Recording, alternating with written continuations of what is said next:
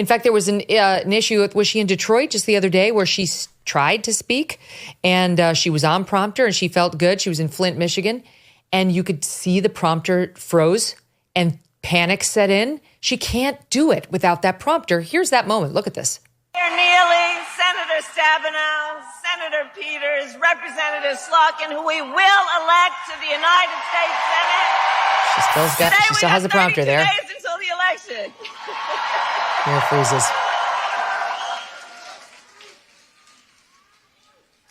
Uncomfortable pause. Deep sigh. 32 days. 32 days. Okay, we got some business Keep saying to do. it. We got some business to do. All right. 32 days. And we know we will do it.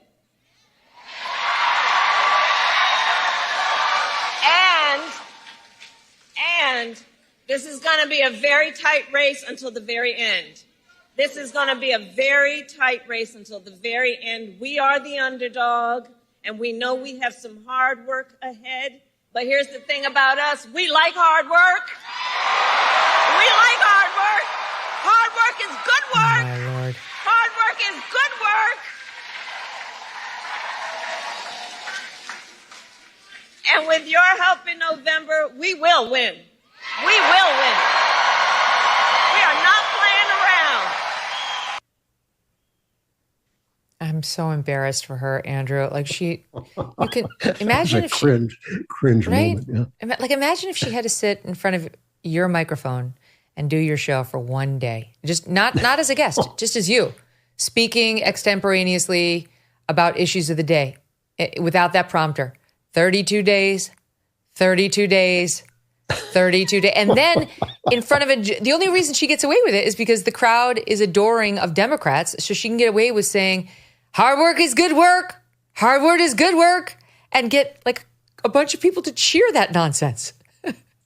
Compare it to Donald Trump, too. You know, I get frustrated with Trump sometimes, especially during debates when he hasn't got the detailed responses that I want him to have, because sometimes in the Kamala Harris debate, she just left herself open to be sliced and diced, and he couldn't quite bring that to bear.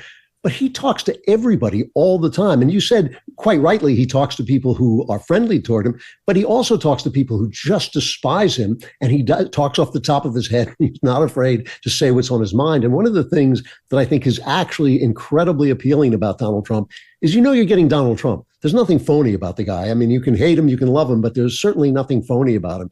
And Kamala Harris, where is she? Who is she? What is she actually like? We have no idea. We have no clue whatsoever. And every single time she was without a prompter or gets a question that comes out of left field and she doesn't see it coming, she unravels completely. She's like a ball of wool in the hands of a kitten. She just is taken to pieces. And, you know, compare her to Trump, but also compare her to J.D. Vance, who's an educated, articulate man who does have a grasp of the facts. And it's just embarrassing. It's embarrassing to think that she could be representing this country. She, as she's out there campaigning, like almost at the same moment, Joe Biden comes for the first time ever into the White House briefing room and decides to start speaking to the press. And there's been a lot of speculation. I don't think it's crazy about whether this was an intentional attempt to undermine her, because here was the message. You'd think this would be a plus, but given his approval ratings and how people feel about this economy and the border, et cetera, it's not. It's not a nice thing to do. Here's what he said. Can you talk about how your vice president, who is running for the presidency, has worked on these crises and what role she has played over the past several days? Well, I'm in constant contact with her. She's aware we're singing from the same song sheet. She helped pass all the laws that are being employed now.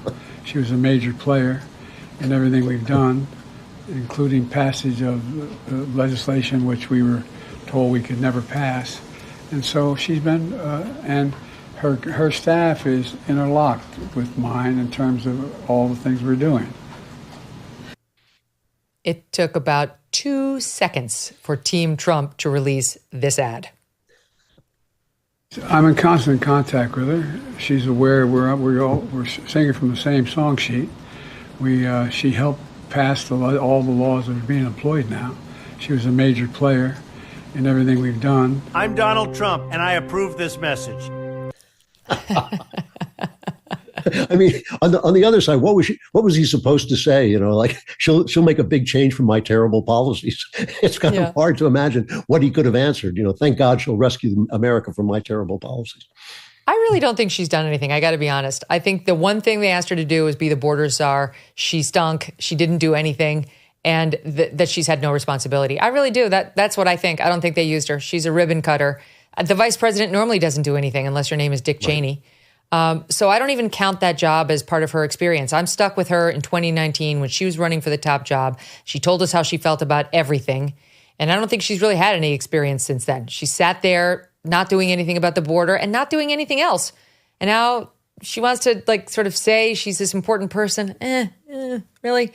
And there's really nothing to look at to see that she could be an able president of the United States. Listen to CNN reacting to the fact that as they were just about to go to the Harris campaign speech, Biden chose to come out. Watch. I do have a note, and I'm curious what you think about this. We were actually about to go live to Vice President Kamala Harris, who's speaking right now in Detroit, Michigan, and apparently she's talking about this port strike ending. She's trying to appeal to union workers, and yet you have the President of the United States come out clearly overshadowing her, answering significant questions. Is that a communications mistake? Is the left hand not talking to the right hand in this situation? That's a very good point. And if they were coordinated, as you assume they would be, this would not have happened. It is interesting. It's not too big a guess that Biden just hates her. You know, I mean, he obviously feels forced out of office. He actually believed he could win even after that disastrous debate. You know, she and Kamala Harris did everything she could to bolster him up for as long as she could, but he was basically thrown out by his own party. It was a coup, and I don't think he's taken it well. Also, he hasn't got the cognitive coherence anymore to hide that fact. I don't think he can actually hide his rage. I thought the takeoff they did of him on Saturday Night Live was probably pretty close to the truth, where he was screaming, "I don't want to go. I didn't want to go." I think that's probably where he's at about now. So it wouldn't surprise me at all if he just hates this woman. We've got some good SNL clips we'll play in a minute, but so you've got Kamala trying to generate excitement out there in Flint. In Michigan, it doesn't go well. She loses prompter. Then she gets overshadowed by her former boss, well, current boss. He's still president. And at the same time, you've got the 60 Minutes interview, which we'll see tonight, the new interview strategy as of tomorrow. I mean, this is a big change. She's been doing almost nothing. So this is a lot to have added. I can't wait to see how it goes tonight, because if it goes relatively well and smoothly, it'll mean it's a legit change in strategy for the campaign. If 60 is a disaster, it will mean that what she's doing tomorrow is an attempt to distract from what happened on CBS. So we'll know in 24 hours. But surprisingly, they also put out Tim Walz, the emotional security support governor, went over by himself to Fox News and sat down with Shannon Bream on the Sunday show and told a bunch of lies. Here's one example: the Minnesota abortion law, where he made sure you could abort your baby all the way through the 9th month, and made sure that if after that abortion it were born nonetheless alive, you could let it suffer to death on the table. No requirement for life-saving care. Shannon brought that up in Side 18. You signed the bill that makes it legal through all 9 months. Is that a position you think Democrats should advocate for nationally? Look, the vice president and I have been clear. The restoration of Roe versus Wade is what we're asking for. But that law goes far beyond Roe v. Wade. To make her own choice.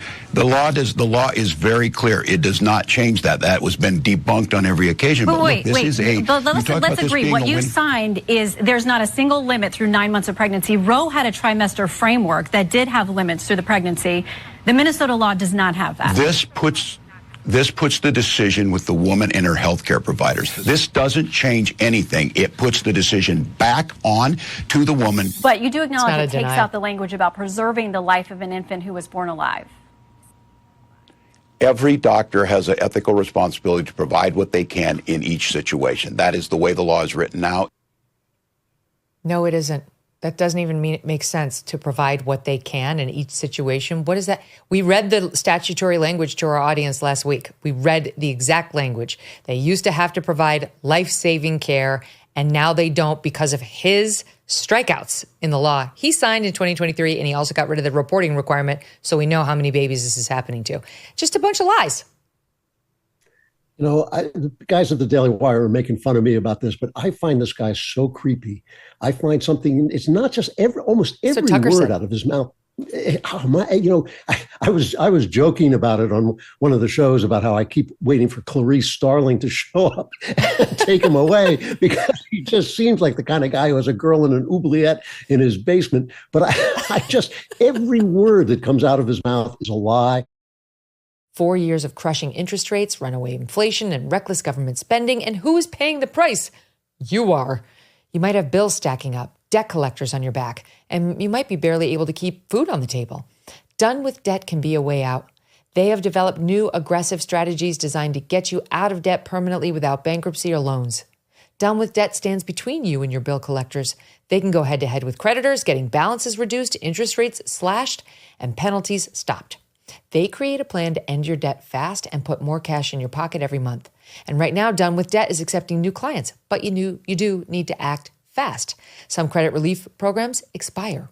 Before you even make another payment, consider a visit to donewithdebt.com or call 1-888-322-1054 right now. 1-888-322-1054 right now. Speak with one of their debt relief strategists for free. Go to donewithdebt.com. That's donewithdebt.com.